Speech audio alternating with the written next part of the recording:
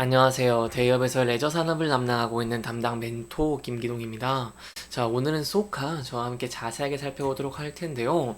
일단 소카 같은 경우에는 본업이 성수기 효과가 기대가 된다고 하는데 여기에 대한 내용 저와 함께 자세하게 살펴보도록 하고요. 그 이후에 부업의 성장이 좀 지켜봐야 되는 이유와 기대 가능한 포인트도 간단하게 짚어보도록 하겠습니다. 이렇게 사업 다각화가 꼭 필요한 이유 저와 함께 살펴보도록 할 거고요.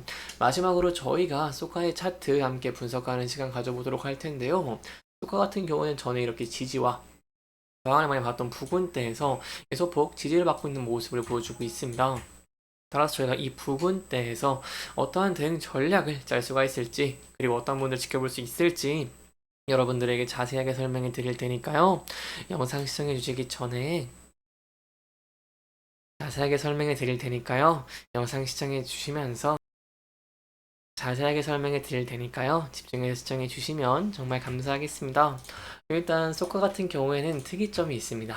자, 이런 부분들을 좀 아는 것이 굉장히 중요하다고 볼 수 있겠는데요. 소카 같은 경우에는요. 여름 휴가철을 앞두면은 카쉐어링을 이용하는 고객이 가파르게 늘어나는 모습을 보여줍니다. 일단 카시어링을 대표하는 곳은 바로 소카죠. 그렇기 때문에 이 소카로서 이렇게 수혜가 좀 몰리고 있다라고 할 수 있겠는데 이 소카의 카시어링 매출액 추이를 저희가 본다라고 하시면은 3분기에 큰 폭으로 증가를 했던 것을 확인을 할 수가 있습니다. 23년 3분기입니다.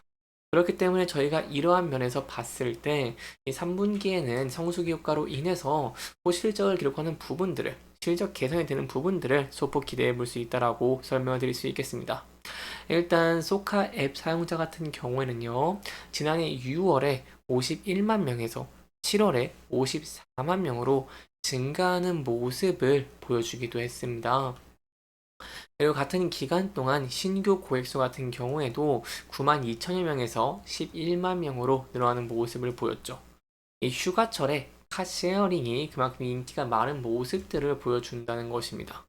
그리고 저희가 한 가지 더 지켜볼 포인트가 이용 시간이 생각보다 훨씬 더 길다는 것입니다.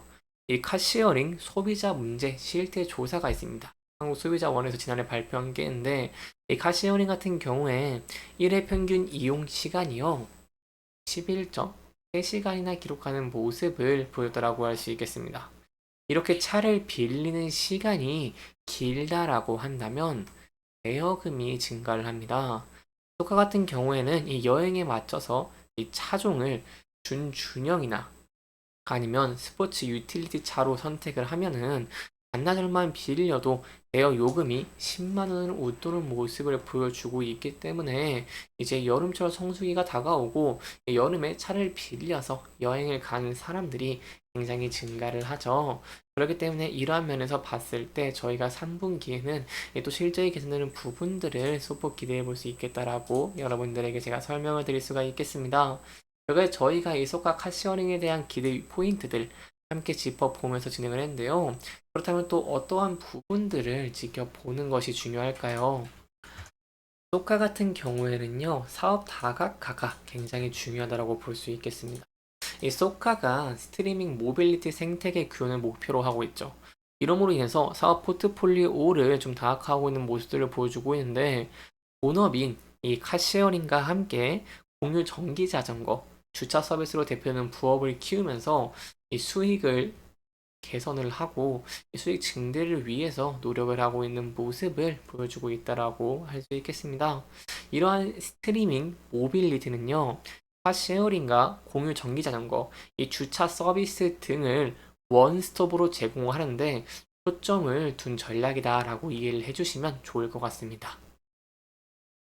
효과 같은 경우에는 앞서서 21년에 스트리밍 모빌리티 전략 일환으로 이렇게 회사들을 많이 인수를 하는 모습들을 많이 보여줬죠.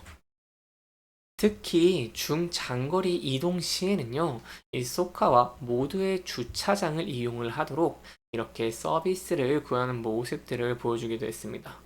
그렇기 때문에 저희가 이런 계열 회사에서 이렇게 사업 다각화를 하는 것이 굉장히 중요하다고 볼 수 있겠는데 효과 같은 경우에는 지난해 손실을 좀 봤죠. 영업이익 같은 경우 97억의 손실을 보는 모습을 보였습니다. 이러면서 좀 적자로 드러나는 모습을 보였는데 이 중장기 차량 공사업이라고 할 수 있는 소가 플랜 확대 차원에서 이 중고차 매각 물량을 줄였기 때문이라고 볼 수 있겠죠. 그렇기 때문에 저희가 지켜볼 포인트가 소카가 카시어링 비중이 굉장히 높습니다. 매출 비중에서 굉장히 높은데 이러한 사업 의존도가 낮춰질 수 있을지가 굉장히 중요하다고 볼 수 있겠습니다. 전체 매출에서 비중이 80%에서 90% 수준에 달한다라고 볼 수 있겠는데 여기에 더해서 추가적으로 좀 말씀을 드리면 카시오니 매출이 굉장히 높기 때문에 여기 좀 현재 비중이 80%에서 90% 수준에 달한다고 볼 수 있겠습니다.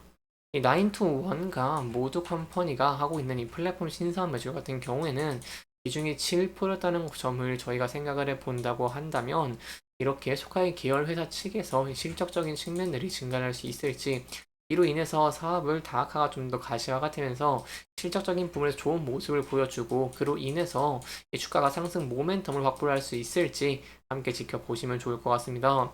그래서 여기에 대한 내용들 제가 계속해서 여러분들에게 전달드리도록 하겠습니다.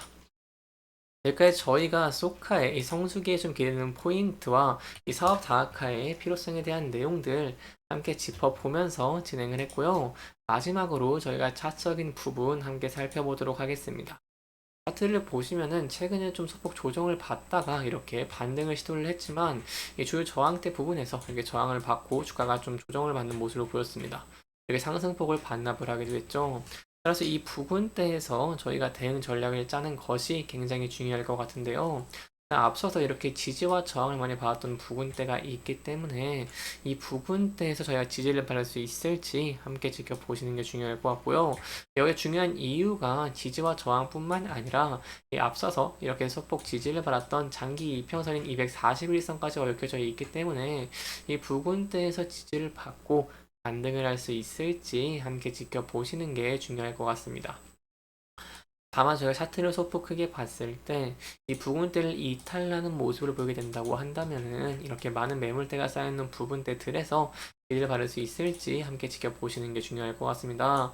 다만 제가 앞서 말씀을 드린 바와 같이 성수기에는 호전적인 실적들을 기대해 볼 수 있고 이러한 기대감 증가라던가 아니면은 사업 다각화가 좀 더 가시화되는 모습들을 보여주게 된다고 한다면 추가적으로 추세가 전환될 가능성이 있기 때문에 이러한 면에 힘입어서 상승하는 모습을 보이게 된다고 할 때는 앞서 이렇게 저항을 받았던 이 부분들을 돌파를 하면서 다시 한번 이렇게 신고를 돌파할 수 있을지 함께 지켜보시는 게 중요할 것 같습니다. 이렇게 이번 영상에서는요, 저희가 소카의 3분기부터 기대가 되는 요인들, 그리고 꼭 필요한 전략에 대한 내용들까지 함께 짚어보면서 진행을 했고요. 해당 영상은 개인적인 의견이 많이 들어갔기 때문에 투자자분들의 주관적인 생각과 해당 내용을 토대로 현명한 선택을 하시면 좋을 것 같습니다. 이렇게 영상 잘 보셨다면 다음 영상도 시청해 주시길 바라면서 오늘 영상 마무리하도록 하겠습니다. 끝까지 시청해 주셔서 감사합니다.